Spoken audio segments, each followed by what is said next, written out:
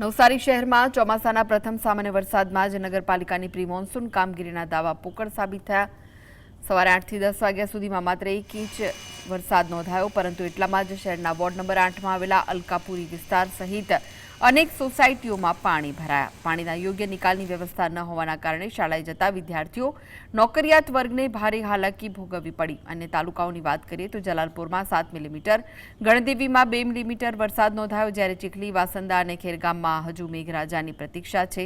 વરસાદના પગલે જિલ્લાની નદીઓની સપાટીમાં પણ વધારો થયો, જેમાં પૂર્ણા નદી 10 ફૂટ, અંબિકા 11 ફૂટ, કાવેરી 8 ફૂટે વહી રહી છે, જે હાલ ભયજનક સપાટીથી ઘણી નીચે છે। આ તરફ જૂજ ડેમની સપાટી 147.80 ફૂટ અને કેલિયા ડેમની સપાટી 99.25 ફૂટે પહોંચી છે।